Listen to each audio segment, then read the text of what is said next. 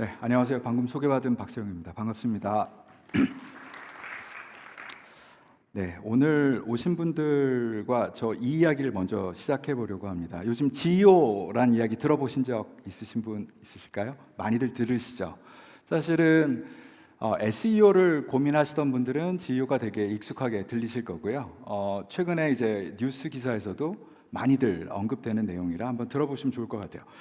사실 회사 입장에서 올가닉한 트래픽을 모아오는 게 굉장히 중요한 일이었고, 또 생성형 AI가 이제 완전히 보편화되면서 기업 입장에서는 어떻게 브랜딩을 해야 돼, 어떻게 노출을 시켜야 돼야 되는 고민이 많은데요.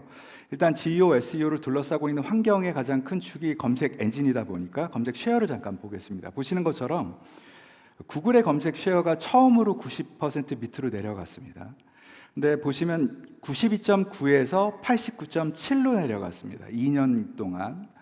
이거 좀 미묘하죠. 이게 확실히 떨어진 건지 아닌 건지. 그런데 많은 분들이 이야기를 하는 건 대략 생성형 AI의 쉐어가 20% 정도까지는 가져가지 않을까라고 지금 보는 것 같습니다. 이거는 뭐 누구도 대답을 할 수가 없는 거고요. 그다음 한 가지 굉장히 중요한 포인트는 구글 역시 가만히 있지 않고 있기 때문에 구글의 검색 결과 안에 검색 엔진의 기본적인 전통적인 검색 엔진뿐만 아니라 거기에 생성형 AI가 녹아 들어가 있죠. 지금 우리 한국에서는 AI 오버뷰라고 나오는데 미국은 AI 모드라고 하는 섹션이 들어가 있습니다. 근데 이게 한국에도 곧 적용이 될 텐데요. 그 관점으로 보면 뭔가 준비를 해야 되겠다는 생각을 하실 거예요. 근데 하도 여러 가지 용어들이 나오고 있기 때문에 오늘 이 자리에서 한번 정리를 하고 가려고 합니다. 보시는 것처럼 SEO, AEO, GEO 요 세 가지를 많이 들으셨을 거예요. 그럼 요 세 가지를 좀 구분해야 될 것 같은데, 당연히 SEO는 검색 엔진 최적화입니다. AEO는 뭡니까? AEO는 이건 2014년도부터 구글 검색 엔진에 들어가시면 검색한 뒤에 단답형으로 위쪽 그 피처드 스니펫이라고 부르는 검색 결과의 상단에 답이 미리 나와 있고 밑에 검색 링크가 붙어 있는 걸 보셨을 거예요.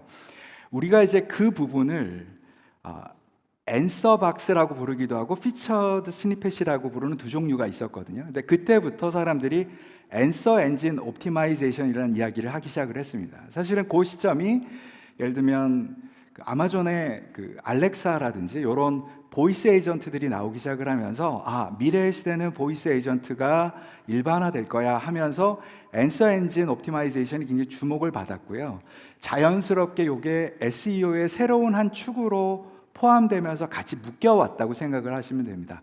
다만 생성형 AI가 나오면서 퍼플렉시티나 여러 모델들이 기본적으로 묻고 답하고 하는 이야기가 계속 형태가 그런 형태이다 보니 사람들이 생성형 AI를 대비하는 것도 AEO라고 부르는 일부의 사람들이 있었던 거고요. 하지만 최근 들어서는 아예 그냥 제너레이티브 엔진 옵티마이제이션으로 말이 굳어져 가고 있는 상태입니다. 그래서 이 세 가지가 지금 막 섞여 쓰여져 있지만 기본적으로 생성형 AI를 대응하는 건 GEO로 굳어질 가능성이 되게 높다. 이걸 뭐라고 부르냐가 중요한 게 아니라 어떻게 대응하느냐가 결정적으로 중요한 걸 텐데요. 일단 이 페이지에서 여러분들이 꼭 기억하셔야 되는 건 뭐냐면 SEO나 AEO는 국가별로 구분된 겁니다. 그런데 GEO는 언어별로 구분이 됩니다. 굉장히 큰 차이가 있는 겁니다. 그래서 기본적으로 브랜드의 입장에서 대비를 할 땐 이 대응 방식이나 접근이 완전히 달라야 한다는 것이고요. 또 하나는 SEO나 AEO는 기본적으로 온드미디어, 우리 자사에서 운영하는 웹페이지가 얼마나 더 노출되느냐의 입장이었다면 GEO에서는 우리 브랜드가 우리 사이트가 아니더라도 검색 엔진이 아닌 생성형 AI의 결과에서 얼마나 노출되느냐, 우리 브랜드가 얼마나 노출되느냐의 게임으로 바뀐다는 이야기인 겁니다. 그래서 접근 방식이 좀 달라집니다. 그럼 저 구체적으로 뭘 어떻게 해야 되는 거야? 라는 걸 좀 보면요. 일단 GEO는 첫 번째는 크게 보면 기술적인 대응이 있고요. 두 번째는 컨텐츠 대응이 있고요. 세 번째는 채널 대응이 있는 겁니다. 첫 번째 기술적 대응으로 보면 SEO에서도 사실은 오랜 동안 이야기해오던 것인데요. 그 로봇 텍스트라고 하는 곳에서 크롤러를 열어줘야 돼요 라는 이야기를 많이 했었잖아요. 그죠? 마찬가지입니다. 생성형 AI의 크롤봇들이 들어올 수 있도록 로버트 텍스트를 해서 다 설정을 하고 열어주셔야 되는 거고요. 두 번째로는 그 SKU 단위로 URL을 만들어야 된다. 이 이야기가 뭐냐면 이건 사실 SEO에서도 되게 강조되는 이야기이기도 합니다. 제품별로 URL을 구분해서 만들어주고 가능하면 그 URL을 변경 없이 그대로 유지하셔야 된다는 거예요. 왜 그러냐면 더군다나 SEO 같은 경우에는 구글에 크롤봇이 들어와서 읽어가는데 걔가 빈번하게 읽어가거든요. 그래서 사실은 중간에 바뀌어도 바로 업데이트가 돼요. 그런데 문제는 GEO 같은 경우에는 크롤이 항상 와서 이걸 읽어가는 게 아닙니다. 그래서 한번 어떤 SKU에 대해서 URL을 만드시면 그걸 길게 유지하실 필요가 있고, 필요하다면 그걸 업데이트는 하실 수 있지만 가능하면 URL은 변경 없이 가져가야 된다. 뭐 이런 이야기 드린 거고요. 또 하나는 스키마, 역시 기계가 읽어가는 거기 때문에 단순 텍스트만 가지고 이해하기 어려운 부분이 있다. 그래서 스키마를 사용하셔야 된다. 구조화 데이터를 써야 된다. 같은 이야기인 거고요. 그 방식 중에 하나가 제이슨이라고 하는 방식으로 쓰는 거거든요. 이런 것들은 SEO랑 되게 비슷하게 가는 거다라고 생각을 하시면 돼요. 두 번째가 이제 컨텐츠죠. 컨텐츠에서 여러분들이 꼭 기억하셔야 되는 건 키워드에 최적화시키고 있는 게 아니라 검색하는, 질문하는 사람의 의도에 최적화시키는 거예요. 단순히 이어폰에 대한 스펙과 설명이 필요한 게 아니라 그러니까 땀이 나도 땀이 막 흘러서 젖어도 문제가 없는 이어폰 같이 특정한 구체적 상황을 전제하고 그거에서 어떠한지에 대해 설명이 필요한, 그러니까 이렇게 포괄적 이해를 하려고 하는 생성형 AI가 좋은 글이라고 판단하려면 구체성이 있어야 되는데 그거와 관련된 내용들이 컨텐츠에 들어가도록 생각하셔야 돼요. 그럼 무슨 말이냐면 하나의 글을 쓰시더라도 질문과 답이 연이어 이어지면서 나오는 형태로 컨텐츠를 구성하셔야 된다. 가능하면 소비자의 그러니까 검색 여정을 고려해서 그 여정을 포괄적으로 커버하는 컨텐츠가 생성형 AI가 볼 때 좋은 컨텐츠일 수 있다라는 말씀을 좀 드리고 싶습니다. 그 다음에 세 번째 채널 이야기인데, 아까도 말씀드린 것처럼 우리 회사 웹사이트만이 아니라 외부에 있는 컨텐츠가 굉장히 중요해진다는 거예요. 그러니까 어떤 이야기를 할 때 포괄적으로 이야기하려다 보니 하나의 URL에서만 컨텐츠를 가져오는 게 아니라 여러 군데를 인용해서 복합적으로 컨텐츠를 생성해내는 거거든요. 그 가운데서 사실 어떤 그런 웹 사이트를 봐야 돼? 라고 하면 뭘 봐야 될까요? 이미 사실 뉴스를 뒤져보시면 생성형 AI 회사들이 어떤 회사와 컨텐츠 계약을 맺었다 이런 것들이 떠올라옵니다. 그것들을 참고하시면 되는데 대표적인 게 뭐죠? 위키피디아 같은 곳이나 버티컬 웹사이트들, 버티컬 웹 매거진들, 그러니까 테크 미디어나 이런, 예를 들면 뉴욕타임즈도 계약을 했다고 그러죠. 이런 내용들을 참고하셔서 우리 브랜드를 커버하고 있는 기사들을 그런 곳에도 넣어야 된다. 그러니까 이것 때문에 GEO를 생각하면 이제 SEO와 PR의 벽이 완전히 무너진 거다라고 생각을 하시면 될 것 같아요.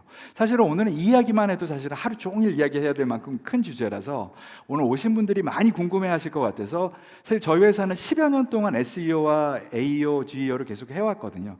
작년부터 GEO를 계속 국내 대기업들 중심으로 이 프로젝트를 해오면서 굉장히 핫한 주제라서 오늘 이 자리에서 먼저 좀 커버를 하고 뒤로 넘어가려고 합니다.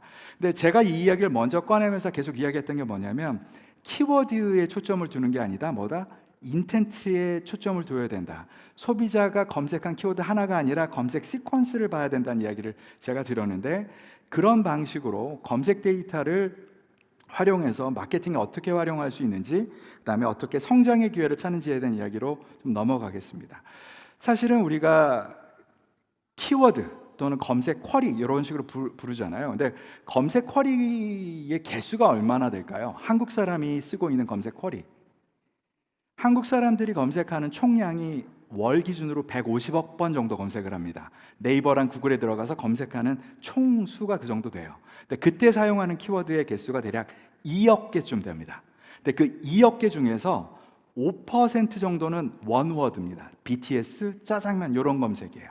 근데 나머지 95%는 다 두 단어 이상의 롱테일 키워드입니다. 근데 그 롱테일 키워드가 될 때 앞쪽에 위치하는 애는 뭐다? 내가 욕구하고 있는 대상입니다. 그러니까 내가 구매하고 싶은 것, 소비하고 싶은 대상이 오고요. 뒤쪽엔 대부분 뭐가 오냐면 내가 왜 검색하는지를 보여주는 시그널이 오게 됩니다. 그 관점으로 보면 예를 들어서 카페 레시피라고 하면 어떻게 됩니까? 카페는 아니죠. 카페가 아니죠. 카레 레시피라고 하면 카레가 뭐죠? 내가 먹고 싶은 대상이죠. 근데 레시피는 뭐죠?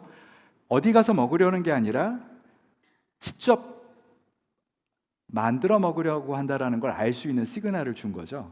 근데 그 뒤에 한 단어가 더 붙어서 다이어트가 붙으면 뭐죠? 생각보다 카레가 열량이 높아. 그러니 어떻게 하면 체중 관리를 하면서 좋아하는 카레를 먹을 수 있을까? 요 이야기를 하는 거잖아요. 그러니까 뒤로 붙는 게 길수록 소비자의 상황이 더 많이 보이는 거죠. 그죠? 그래서 이 이야기는 뭘 말하는 거냐면 우리가 우리 제품을 구매하는 사람, 우리 경쟁사 제품을 구매하는 사람들이 사용하고 있는 모든 키워드를 모아서 걔를 대상과 의도로 나눠서 분석할 수 있다면 우리는 소비자가 무엇을 우리에게 이야기하고 있는지를 정확히 이해할 수 있겠죠. 그리고 이건 GEO를 대응하는 데도 굉장히 중요한 이야기가 됩니다. 자, 좀 더 들어가서 키워드 쿼리 하나가 아니라 쿼리를 본다, 그러니까 경로를 본다고 생각해 보죠. 지금 보고 계시는 건 맥주 효모라는 걸 검색한 이후의 소비자들의 여정이 다른 두 개의 여정을 지금 비교를 하고 있습니다. 위쪽은 뭐죠? 맥주 효모를 영양제로 구매하고자 하는 사람들의 여정이에요. 그리고 밑은 맥주 효모를 탈모 방지를 위해 구매하고 싶은 사람들의 여정이라고 생각할 수 있겠죠. 이 여정은 생각해 보시면 저하고 여기 계신 맨 앞에 계신 어떤 다른 분하고 저하고 둘이서 똑같이 10개의 키워드를 동시에 똑같이 검색하고 있다면 우리 둘은 만나서 이야기를 하진 않았지만 뭐죠? 고민해서 풀고 싶은 게 동일하다고 말할 수 있겠죠. 그러니까 키워드의 검색 시퀀스를 공유하고 있다면 그건 동일한 문제를 풀고 싶어하는 그룹이라고 볼 수 있죠. 즉 세그먼트라고도 볼 수 있고 특정 고객의 페르소나라고도 볼 수 있을 거예요. 그걸 검색 여정을 가지고 소비자를 간단하게 세그먼트를 발견하는 방식이 바로 저희 회사가 주장하고 있는 뉴 페르소나라는 접근 방법입니다. 그래서 이건 지금 리스닝 마인드라고 하는 툴에 들어가 있는 화면이고요. 이따가도 소개해 드리겠지만 이따가 제가 QR 코드를 드릴 거거든요. 그걸 찍으시면 요걸 직접 내일 하루 종일 풀로 써보실 수 있도록 열어드릴 예정입니다.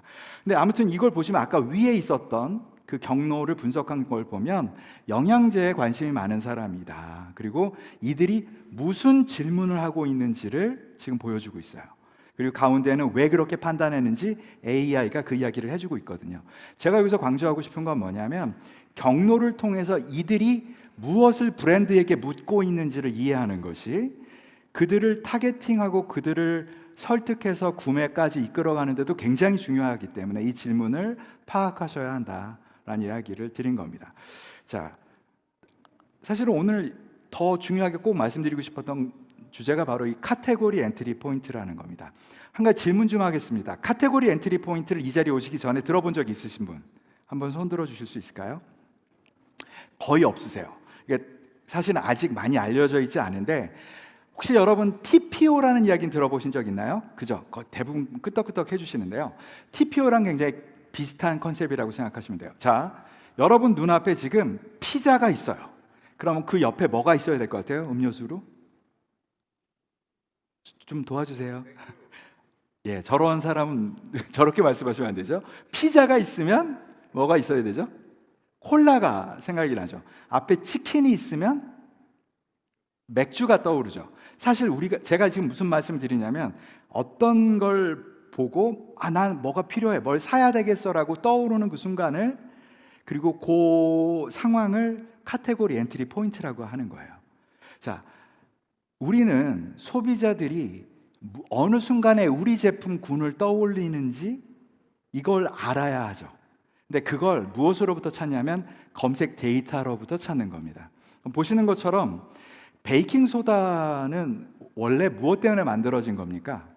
원래는 빵을 만들 때 이스트 효모를 대신해서 사용하려고 처음에 태어난 제품이죠. 그래서 사실 베이킹 소다의 카테고리 엔트리 포인트 넘버 원은 뭡니까? 그거는 제빵이라고 볼 수 있죠. 그런데 검색 데이터를 가지고 본 거예요. 뭘 본 거냐면 베이킹 소다를 검색을 할 때 이전에 검색한 적이 있는 두 개의 키워드, 뒤에 검색한 적이 있는 두 개의 키워드를 다 모아서 클러스터링을 하면 저렇게 보시는 것처럼 화장실 청소, 흰옷, 과일 세척, 세탁기 청소, 탈취제 같은 카테고리 엔트리 포인트가 검색 데이터로부터 드러나는 거죠. 물론 한국인에만 있는 재미있는 것도 있죠. 달고나 같은 것도 나타납니다. 자, 같은 방식, 이제 이 컨셉에서 제가 지금 강조하고 싶은 이야기 중에 하나가 뭐냐면, 구매 의사결정을 하는 소비자가 처음에 제품이 필요하다라고 느끼는 그 공간은 머리 퍼셉션 안에서 일어나는 멘탈 안에서 일어나는 이야기죠. 그 다음에 내가 뭐가 필요해 한 뒤에 그 다음에 매장으로 가면 그 뒤부터는 유통의 문제가 됩니다. 그래서 최근에 한국의 큰 대기업 중에 굉장히 어려움을 겪는 소비자 대기업이 두 군데가 있습니다. 대표적인 곳 어디냐면 롯데와 신세계. 여기서 오신 분도 계실 수 있지만 감히 좀 과감하게 이야기를 한다면 그 두 군데가 굉장히 힘들어하세요. 왜 그러죠? 그 이유는 그 두 기업 다 원래 뭐가 강한 회사입니까? 유통이 강한 회사죠. 이 회사들은 소비자들이 유통 최종 구매 포인트에서 다른 제품을 배제하거나 끼워 넣기를 할 수 있는 강력한 파워를 가지고 있었거든요. 근데 최근에는 우리는 어디서 물건을 사죠? 쿠팡에서 물건을 사게 되면서 신생업체와 롯데가 동일한 경쟁력을 갖게 된 거예요. 유통에서 다 이길 배송이 되어버리잖아요. 그러니까 이제는 제품을 비교하거나 할 때 유통력이 아니라 뭐냐면 멘탈 가용성에서 소비자들이 그 제품을 떠올릴 수 있느냐의 싸움이 더 중요해진 거라는 거예요. 그래서 카테고리 엔트리 포인트를 찾는 게 굉장히 중요합니다. 그래서 전통적으로는 일반적으로는 설문조사를 통해서 이런 질문들을 던져서 카테고리 엔트리 포인트를 찾았었던 거예요. 그렇지만 생각해 보시면 설문조사를 할 때는 내밀한 것들을 이야기하지 않습니다. 약간 퍼스널한 것도 이야기하지 않죠. 자, 그 증거를 잠깐 보여드리면 아까 비슷한 방식으로 탈취제를 검색한 사람들이 앞뒤로 붙여서 검색한 키워드를 다 모아서 정리를 한 거예요. 보시는 것처럼 방 냄새, 그다음에 신발 냄새, 그다음에 섬유 탈취제, 옷 냄새 이런 이야기들은 사실은 덩어리가 크고 모두가 다 알고 있는 내용이에요. 그런데 뒤로 내려가면 집안 냄새, 겨드랑이 냄새, 채취 저런 약간 더 내밀한 이야기가 나오죠. 밑으로 내려가면 제가 여기서 읽기 어려운 내용들도 들어 있습니다. 보시다시피 저건 무슨 이야기를 하는 거냐면, 자, 소비자의 카테고리 엔트리 포인트를 찾는 게 중요하구나는 동의되는데 그걸 설문조사로 찾는다면 어떻게 돼요? 밑에 있는 내용들은 다 가려지고 안 나오는 거예요. 하지만 검색은 누가 본다고 생각하지 않기 때문에 자기의 걱정을 그대로 드러내거든요. 그래서 검색 데이터를 통해서 숨겨진 카테고리 엔트리 포인트를 찾아내야 된다는 거죠. 자, 요즘에 굉장히 인기 있는 제품 중에 뭐가 있죠? 그 너알코올 맥주 굉장히 인기 있습니다. 요거를 조사를 해본 결과인데, 요건 일본 데이터로 저희가 조사를 해본 건데 보시다시피 뭐가 있죠? 소비자들이 어떨 때 너알코올 맥주를 찾는지 보니까 임신 중, 수유 중, 항암 치료 중, 다이어트 중, 입원 중, 요양 중.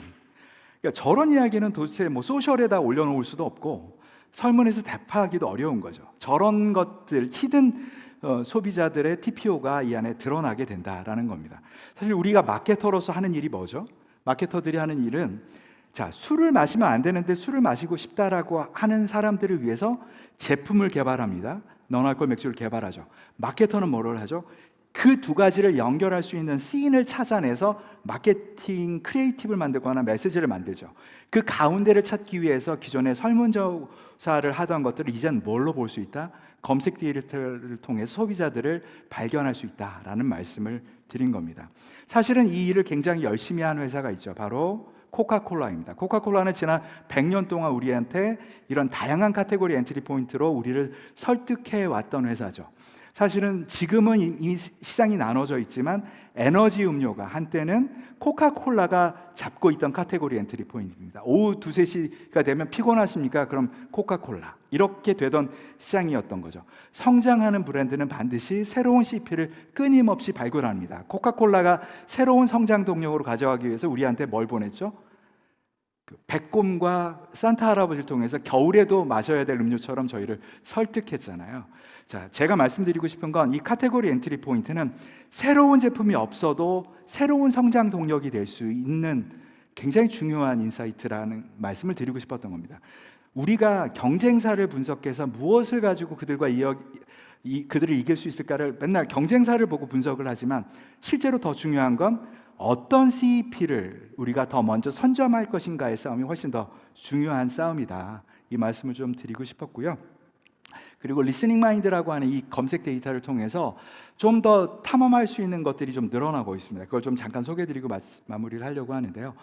저희가 여태까지는 한국과 일본 데이터를 주로 분석을 할 수 있었는데 다음 달부터는 미국 데이터가 들어오게 됩니다. 그래서 우리가 해외 벤치마킹을 통해서 국내 어떤 신제품을 낼 때도 이렇게 지금 보시는 것처럼 그 테슬라의 사이버 트럭을 구매하려는 사람들이 이전 이후에 무엇을 검색하는지 같은 것들을 분석을 하고 소비자들을 더 높은 해상도로 이해할 수 있게 된 거고요. 그다음에 또 하나는 리스닝 마인드를 드디어 챗GPT 안으로 들고 들어왔습니다. 그래서 여러분들이 쓰고 계시는 그 생성형 AI 안에 리스닝 잠시만요. 요거를 제가 누르면 지금 보시는 것처럼 나의 고민을 나의 언어로 정리를 해서 집어넣으시면 자동적으로 얘가 알아서 리스닝 마인드에 쿼리를 던져서 데이터를 땡겨와서 분석해서 시장 분석과 여러 가지 시책들을 만들어주는 것까지 갈 수 있게 된 겁니다. 그러니까 더 이상 나는 데이터 리터러시가 낮아서 분석하기 어려워요, 이런 이야기 하지 않아도, 더 이상 대시보드만 가지고 뭔가 분석하지 않아도 나의 문제만 정확히 정의할 수 있으면 답을 얻을 수 있는 시대가 되었다라고 생각합니다. 네.